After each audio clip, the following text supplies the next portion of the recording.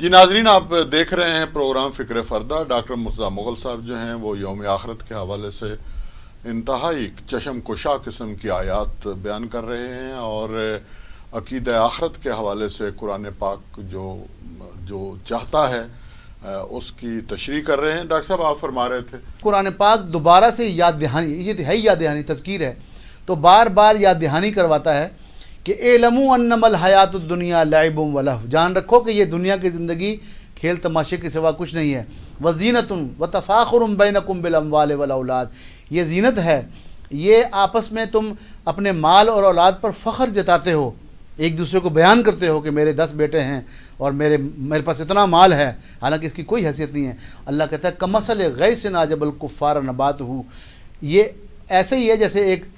ایک کسان غلہ یہ اگاتا ہے، جب اگاتا ہے تو اس کو اچھا لگتا ہے، وہ کھیتی ہری بھری کھیتی، قرآن نے انسان کی ہری بھری کھیتی کو مثال دی ہے اس سے کہ وہ ہری بھری کھیتی اس کو اچھی لگتی ہے، اور ثم یہی جو فتراہ مصفرن، پھر تم دیکھتے ہو کہ وہی ہری بھری کھیتی، وہی جوانیاں ہیں جی، وہ زرد پڑ جاتی ہیں، وہی کھیتی زرد پڑتی ہے، ثم یکون حطاما، پھر وہی کھیتی چورا چور ہو جاتی ہے، چورا چورا کر دی جاتی ہے، وفی الآخرۃ عذاب شدید ومغفرۃ من اللہ ورضوان۔ اللہ کہتا ہے اس کی مثال سے انڈرسٹینڈ کرو اور آخرت کو سامنے رکھو، آخرت میں جو نجات پا گیا فقط فاز فوزا عظیمہ، اس نے بڑی فلاح پا لی، بڑی کامیابی پا لی۔ تو اللہ کہتا ہے کہ وہاں عذاب شدید بھی ہے، اللہ کی مغفرت بھی ہے، اللہ کی رضامندی بھی ہے، اور اللہ کہتا ہے وَمَا الْحَيَاةُ الدُّنْيَا إِلَّا مَتَاعُ الْغُرُورِ، یہ دنیا کی زندگی سوائے دھوکے کے سامان کے کچھ نہیں ہے۔ یہ اللہ میاں نے ایک مثال کے ذریعے سے ہمیں یہ بتایا۔ ہمارا کیا حال ہے؟ ہم یہ سب جانتے ہیں، موت پر تو کسی دہریے کا اللہ پر یقین نہ ہو، قرآن پر یقین نہ ہو، کسی نبی پر یقین نہ ہو، کچھ نہ ہو، موت پر اس کو ایسے یقین ہے جیسے وہ سورج کو دیکھتا ہے، ہر کسی کو یقین ہے موت پر، ٹھیک ہے جی، موت کے بعد والے منظر پہ نہیں کرتا۔ ہم ظالم ہیں، ہم کرتے کیا ہیں کہ موت کا ذکر کرنا، موت کو تصور میں لانا، موت کو بیان کرنا، یہ تو بہت درکنار، یہ تو بہت اور باتیں ہیں۔ اس کا خیال بھی اگر ذہن میں آئے، بیٹا کہے، بیٹا کو بات کرے، بیٹی بات کرے مرنے کی، تو بندہ کہتا ہے بات بھی نہ کرو، ہیں جی بالکل بیٹا یہ غلط بات ہے، بیٹا یہ بات نہ کرو۔ ہم بڑے پیار سے اور اس کو چپت بھی لگاتے ہیں کہ نہیں بیٹا دیکھو یہ بات آئندہ نہیں کرنی، تو اس کا خیال بھی دل میں نہیں۔ حالانکہ ہم مسافر ہیں، مسافر کس کے ہیں؟ انک کادحن، اور کہا یا ایھا الانسان، مسلمان نے کہا یا ایھا الانسان، اے انسان، انک کادحن الی ربک کدحن فملاقی، تو کشاں جا تو وہی رہا ہے، تیرا ٹھکانہ تو وہی ہے۔ ایک ریل گاڑی کا مسافر ہوتا ہے، ایک دنیا کی زمین کا مسافر ہے، یہ بھی چل رہی ہے قیامت کی طرف، وہ بھی چل رہی ہے غالباً کراچی کی طرف۔ تو یہ اتنا تیز ہے انسان کہ گاڑی میں جب بیٹھتا ہے تو اپنے ساتھ کوئی مسافر بیٹھا ہو، وہ اگر اس سے پوچھے کہ بھائی جان تنخواہ کتنی ہے، تو غصہ کھاتا ہے، یار یہ جانتا نہیں، یہ تنخواہ کے بارے میں کیوں پوچھتا ہے، یا وہ بچوں کے بارے میں پوچھے، یا کوئی نجی زندگی کے بارے میں، ذاتی زندگی کے بارے میں سوال کرے، تو میں چڑ کھاتا ہوں، بولتا کچھ نہیں لیکن مجھے غصہ آتا ہے۔ لیکن اگر وہ یہ کہے بھائی جان جانا کدھر ہے، تو میں کہوں گلشن اقبال کراچی، اور اگر اس نے بھی گلشن اقبال جانا ہو تو اس کی دوستی ہوتی ہے آپس میں، پھر ہر چیز ڈسکس کرتا ہے اس کے بعد، یعنی کہ اس کا جو آخری اسٹیشن ہے وہ اگر سانجھا ہو تو دوستی کر لیتا ہے۔ لیکن دنیا کی اس گاڑی میں بیٹھا مسافر، یہ اس کا آخری اسٹیشن تو پکا ہی ایک ہے، میدان حشر ہے، موت ہے، برزخ ہے، میدان حشر ہے، وہ پکا ایک ہے، لیکن یہ اس کے اوپر بالکل کوئی یقین نہیں کرتا۔ زمین کی گاڑی کا مسافر ایسا ہے کہ آخری اسٹیشن ایک ہے، لیکن ظالم آخری منزل کا ذکر کرنے پر برا منا جاتا ہے، یعنی کہ وہ ٹرین والا کا مسافر آخری اسٹیشن سانجھا ہو تو دوستی کرتا ہے، اس کو آخری اسٹیشن یاد دلاؤ تو اس کو غصہ آتا ہے۔ اب دیکھیں حالانکہ اس کی حالت کیا ہے کہ اس ٹرین کا، دنیا کی ٹرین کا، زمین کی ٹرین کا جو مسافر ہے، وہ نہ سفر روک سکتا ہے،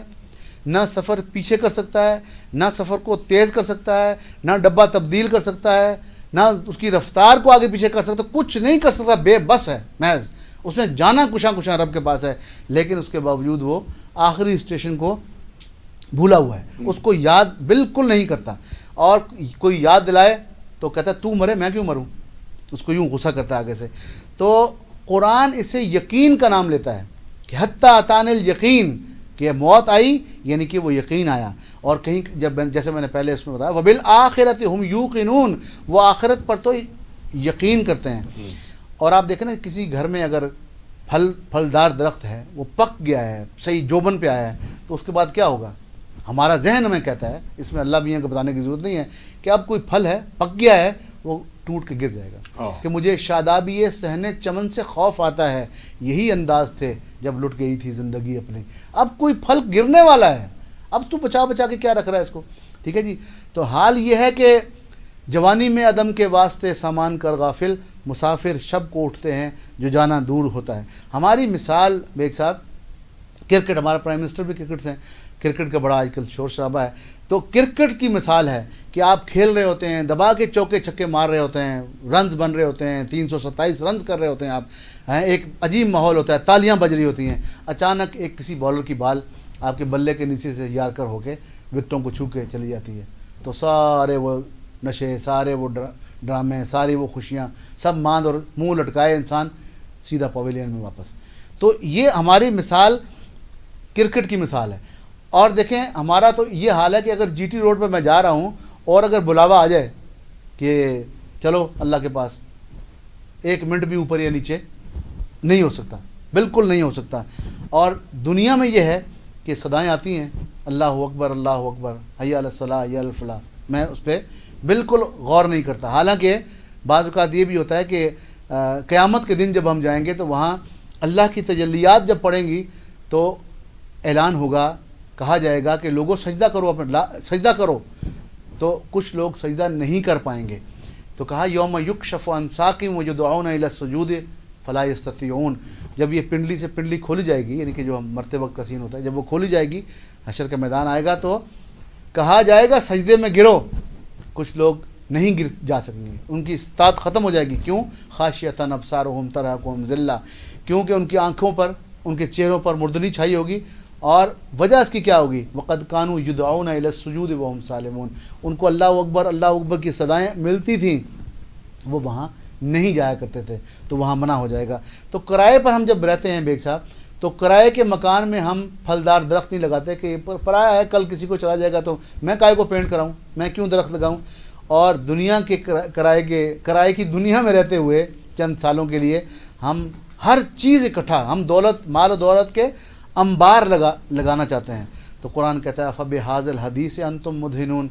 کیا اس قرآن کو، اللہ کے کلام کو تم مداحنت کرتے ہو. وتجعلون رزقکم انکم تکذبون، اور ہم نے اس کو تمہاری روزی بنا دیا ہے، تم اس کی تکذیب کرتے ہو. فلولا اذا بلغت الحلقوم، جب تمہاری جان تمہارے حلق میں آئے گی نکلنے کے لیے. وانتم حینئذ تنظرون، اور تم جانے والوں کو دیکھ رہے ہوتے ہو. ونحن اقرب الیہ منکم ولکن لا تبصرون، اور میں اللہ کہتا ہے اس کے زیادہ قریب ہوتا ہوں تم سے، تم وہ نہیں دیکھ رہے ہوتے سین. ہاں جی، فلولا ان کنتم غیر مدینین، وہی دین سے مدینین. کیا تم سمجھتے ہو، اب بھی سمجھتے ہو کہ یہ کسی کو جواب دہ نہیں ہے؟ اور اگر ایسا ہے تو ترجعونہا ان کنتم صادقین، تم اس کو لوٹا کیوں نہیں لیتے؟ لوٹا لو. عمل سے زندگی بنتی ہے جنت بھی جہنم بھی، یہ خاکی اپنی فطرت میں نہ نوری ہے نہ ناری. تو میں تو یوں کہتا ہوں کہ کسٹم کے آفس میں کوئی شخص اگر اندر جا کے واپس آئے اور وہ سارا کچھ بتائے کہ اندر جاؤ گے تو یہ چیز پاس ہوگی، تو اگلے روک لیتے ہیں، سزا دیتے ہیں، مارتے ہیں، جیل میں بھیجتے ہیں. حضور پاک صلی اللہ علیہ وسلم نے وہاں جا کے دیکھا، ہمیں آ کے بتایا کہ دیکھو یہ ساتھ زیادہ سفر میں یہ چیزیں ساتھ نہ لے جانا، اس پہ پکڑ ہو جائے گی، اس پہ یہ سزا ملے گی، اس پہ یہ سزا ملے گی. تو یہ تو اللہ نے ہم پہ بڑا کرم کیا کہ ہمیں خبردار کر رہے ہیں. اسی لیے ہمارے دشمن روح محمد اس کے جسم سے نکال دو، اگر وہ روح محمد نکال دیں تو ہمارا ایجنڈا تبدیل ہوگا. تو یہی ہوگا. حوض کوثر پہ حضور فرماتے ہیں کہ ایک شخص نے کہا یا رسول اللہ میں جنت میں آپ کا ساتھ چاہتا ہوں، آپ میرے لیے دعا فرمائیں. حضور نے کہا میں دعا کروں گا، اپنے سجدوں سے میری دعا کی مدد کرتے رہنا. اور کہیں کہا کہ جب میں حوض کوثر پہ ہوں گا تو تم آؤ گے میرے پاس، جب آؤ گے تو فرشتے تمہیں مجھ سے چھین کے لے جائیں گے جہنم میں ڈالنے کے لیے، تو میں کہوں گا یہ تو میرے ہیں. تو جواب آئے گا نہیں، آپ کے بعد انہوں نے راستہ تبدیل کیا. تو حضور نے فرمایا دیکھو میرا منہ وہاں کالا نہ کرا دینا، ایسے اعمال لے کے آنا کہ جو مجھے اور تمہیں سرخرو کرے وہاں پر. تو اس کے بعد میں یہی کہنا چاہتا ہوں کہ آئیے، وقت تھوڑا سا ہے، ہم آپ کی ایج میں 50 55 60 سال گزر گئے ہیں، کیا باقی ہے؟ اور بچے بھی ہیں تو ان کے لیے بھی کیا باقی ہے؟ ہیں جی، 2 پل کی زندگی ہے. تو آئیے، وقت تھوڑا سا ہے، قرآن کا دامن تھام لیں، اللہ کو پہچان لیں، نبی کریم صلی اللہ علیہ وسلم سے محبت کرتے ہوئے محنت کا کام کا آغاز کریں، درست طرف چلیں. اور جب میدان حشر میں ہم اٹھیں تو ہمارا محبوب پیغمبر صلی اللہ علیہ وسلم اور ان کا رب ہم سے راضی ہو، اور یہ کیفیت پیدا ہو جائے کہ یا ایتھا النفس المطمئنہ ارجعی الی ربک راضیۃ مرضیہ فادخلی فی عبادی وادخلی جنتی، میرے بندے آ جا، نفس مطمئنہ آ جا، میری جنت میں داخل ہو جا، میں تجھ سے راضی، تو مجھ سے راضی، اور فادخلی فی عبادی، میرے بندوں میں داخل ہو جا، میری جنت میں داخل ہو جا۔ اور میں اس موقع پر آخری بات یہ کرنا چاہتا ہوں کہ اللہم حاسبنا، اس دعا کے ساتھ میں ختم کروں گا، آپ اس کو وائنڈ اپ کریں گے کہ اللہم حاسبنا حسابا یسیرا، اے اللہ ہمیں ہمارا حساب آسان حساب کرنا۔ سبحان اللہ۔ ناظرین، یہ موضوع اتنا وسیع ہے کہ ابھی قبر کا عذاب کیا ہے، پھر جو ہے وہ عالم برزخ کیا ہے، پھر ثواب کی کیفیات کیا ہوں گی، عذاب کی کیفیات کیا ہوں گی، جنت کی کیا کیفیت ہوگی، دوزخ کیسے ہوگا، اور آخر پہ ڈاکٹر مرزا مغل صاحب نے ایک نیا موضوع بھی دے دیا ہے، نفس مطمئنہ جو ہے بذات خود ایک جو ہے وہ بہت بڑا موضوع ہے، اس لیے ہم اس نشست کو باقاعدہ ختم نہیں کرتے، ملتے ہیں وقفے کے بعد۔